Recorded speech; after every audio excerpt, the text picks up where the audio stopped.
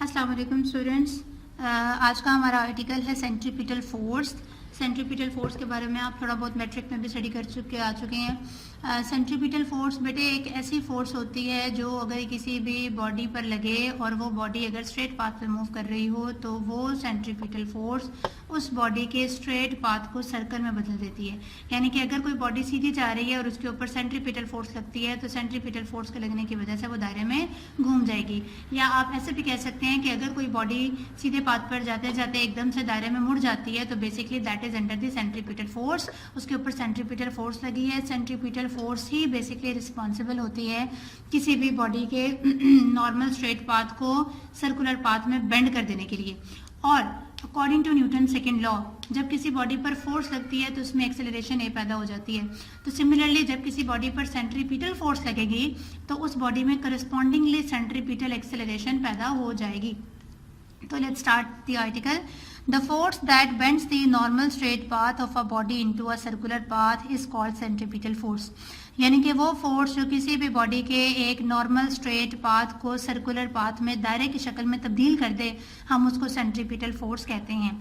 और the acceleration produce by the centripetal force, वो acceleration जो सेंट्रीपिटल फोर्स ने पैदा कर दी उसकी वजह से पैदा हुई, that acceleration is called centripetal acceleration.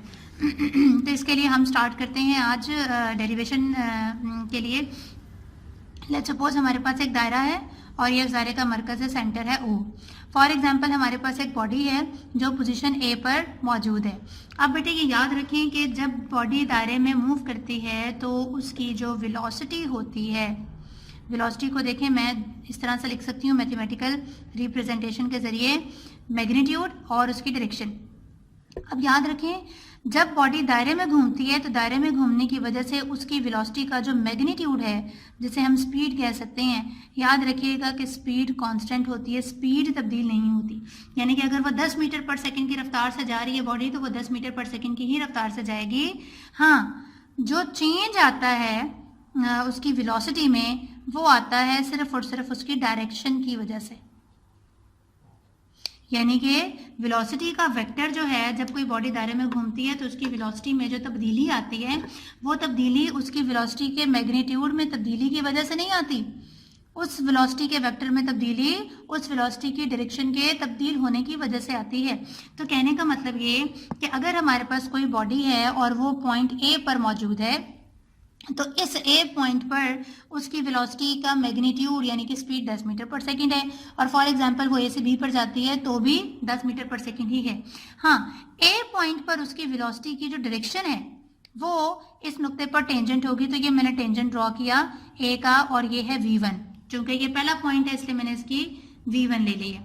ठीक है, यहाँ पर अगर मैं करूँ इस बी पोजिशन पर तो इस बी पोजिशन का जो अगर मैं टेंजेंट ड्रॉ करूँ तो दैट इज V2। तो इसका मतलब ये हुआ कि ए पॉइंट पर बॉडी की वेलोसिटी जो है वो इस पॉइंट पर टेंजेंशियल है दैट इज V1 और बी पॉइंट पर टेंजेंशियल है दैट इज V2।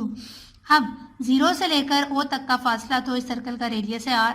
सिमिलरली 0 से लेकर B तक का फासला भी सर्कल का रेडियस है R। A से B तक जाने में बॉडी ने जो फासला तय किया है वो है S। अब बेटे यहाँ पर ये याद रखना जरूरी है कि बॉडी चाहे सर्कुलर मोशन में हो चाहे एंगुलर मोशन में हो, दोनों केसेस में सेंट्रीपिटल फोर्स रिक्वायर्ड है। तो सेंट्रीपिटल का एक फॉर्मूला हमने निकालना है फॉर सर्कुलर मोशन और एक निकालना है फॉर एंगुलर मोशन।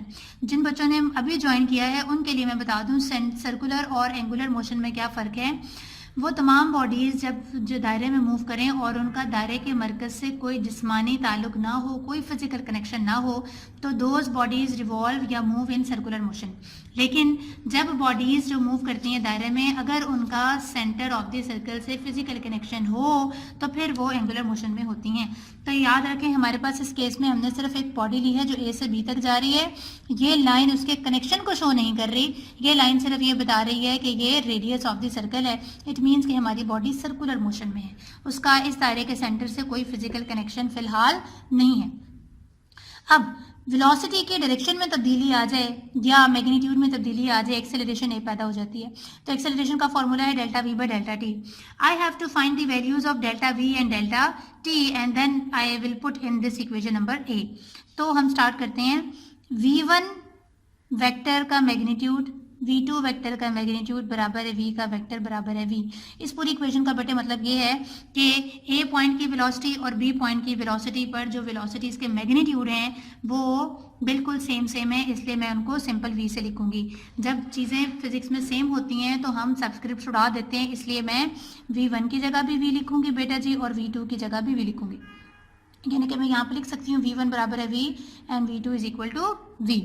तो टाइम के लिए हम निकालते हैं s is equal to V T, इसको थोड़ा सा मॉडिफाई करते हैं, s बराबर है v इंटू डेल्टा टी, यहाँ से डेल्टा टी निकालेंगे s ओवर v। ये डेल्टा टी की वैल्यू उठाकर मैं इक्वेशन नंबर a में यहाँ पर पुट कर दूंगी, तो मेरे पास एक्सेलरेशन आ जाएगी delta v over s over v। ये v ऊपर चला जाएगा तो v delta v over s। Now I have to find the value of delta v। इस डेल्टा v को देखने के लिए हम क्या करते हैं, इस v1 और v2 के जैसे मैं एक ट्रायंगल ड्रॉ करती हूँ। ये मैंने ड्रॉ किया v1 और ये मैंने ड्रॉ किया v2 का वेक्टर, बिल्कुल इसी शक्ल में। तो ये है मेरे पास पहला वेक्टर, ये है मेरे पास दूसरा वेक्टर और ये है इसका रिजल्टेंट। ठीक है, ये वेक्टर एडिशन से मैंने इनको सॉल्व किया। मैं इसको नाम दे देती हूँ, इस कॉर्नर को p का, इसको q का और इसको r का। ये v1 है जो कि v के बराबर है, ये v2 है v के बराबर है और ये मेरे पास डेल्टा v आ जाएगा according to head to tail rule. अब गौर से देखें, मैंने ड्रॉ किया है पी क्यू जो कि पैरेलल है v1 के और पी क्यू जो है लेंथ में v1 के बराबर है।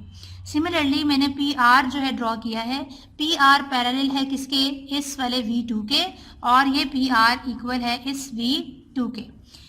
ओ ए जो है ये परपेंडिकुलर है v1 के, क्योंकि याद रखें कि किसी भी सर्कल का रेडियस उस सर्कल के किसी भी नुक्ते के टेंजेंट के साथ 90 डिग्री का जाविया बनाता है, ये एक थ्योरम भी है। सो ओ ए परपेंडिकुलर है v1 पर और ओ बी जो है ये परपेंडिकुलर है v2 पर। एंगल ए ओ बी यानी कि ये वाला एंगल ओ बराबर है एंगल क्यू पी आर के, ये वाले दरमियान वाले एंगल के। तो ये जो दोनों ट्रायंगल्स हैं ये बेटे आइसोसेल्स ट्रायंगल्स हो गई। क्यों दोनों आइसोसेल्स ट्रायंगल हो गई, क्योंकि इनकी ये वाली दो साइडें भी बराबर हैं वी वी, इसकी भी ये वाली दोनों साइडें बराबर हैं आर आर। इसके अलावा एंगल जो साइड है ओ ए ये बराबर है ओ बी के। सिमिलरली तो मैं कह सकती हूँ कि ये जो एंगल है बिटवीन देयर इक्वल आर्म्स वो भी इक्वल है, यानी कि ये एंगल पी और ये एंगल ओ भी बराबर हैं। अगर किसी भी दो ट्रायंगल्स की दो साइडें बराबर हो जाएं और दरमियान का एंगल बराबर हो जाए तो हम उनको इक्वल ट्रायंगल्स कहते हैं या सिमिलर ट्रायंगल्स कहते हैं। तो इसी तरह से ट्रायंगल ओ ए बी यानी कि ये वाले ट्रायंगल और ट्रायंगल पी क्यू आर ये क्या हो गई हैं, सिमिलर हो गई हैं, इक्वल हो गई हैं। तो मैं लिख सकती हूँ डेल्टा वी ओवर वी, इसकी ये वाली साइड डिवाइडेड बाय इसकी इन दोनों में से कोई भी साइड ले लें, इज इक्वल टू इस वाली ट्रायंगल की ये A B side divided by O A और ओ बी में से कोई भी साइड मैंने ले ली है, that is equal to R. इनको आप डिवाइड कर दें। यहाँ से ए बी जो है अगर आप गौर करें तो ये तो एस के बराबर है, तो ए बी की जगह यहाँ पर एस पुट किया। डेल्टा बी के लिए सॉल्व करेंगे तो ये जो डेल्टा बी है इसकी वैल्यू आ जाएगी v ऊपर चला जाएगा वी एस ओवर आर। ये वैल्यू उठाकर हम लोग इक्वेशन नंबर ए में यहाँ पर पुट कर देंगे तो एक्सेलरेशन आ जाएगा v over S multiplied by S V over R. ठीक है, तो ये मैंने अब किया तो ये मेरे पास एस एस से कैंसिल हो गया, this is V square over R. तो ये याद रखें बेटे, चूंकि ये सेंट्रीपिटल एक्सेलरेशन है इसलिए मैंने सबस्क्रिप्ट सी लगा दिया वी स्क्वायर ओवर आर। अब ये याद रखें बेटे, सेंट्रीपिटल फोर्स की डायरेक्शन हमेशा towards the centre of the circle होती है, इस हिसाब से सेंट्रीपिटल एक्सेलरेशन की भी डायरेक्शन हमेशा towards the centre of the circle होती है। अब मैं लगाऊंगी न्यूटन का second law, F C is equal to M A C. ये ए की वैल्यू उठाकर मैं यहाँ पे पुट करूंगी तो मेरे पास आ जाएगा M V square over R. ये याद रखें, ये फॉर्मूला मैंने सेंट्रीपिटल फोर्स का निकाला है फॉर सर्कुलर मोशन। कैसे पता चला, क्योंकि सर्कुलर मोशन में याद रखें लीनियर वेलोसिटी का इस्तेमाल होता है और ये लीनियर वेलोसिटी है v। ठीक है, अगर मुझे इस फोर्स को एंगुलर मोशन में लेकर आना है तो मुझे v की जगह r ओमेगा पुट करना पड़ेगा, जो कि मैं आपको लास्ट आर्टिकल में बता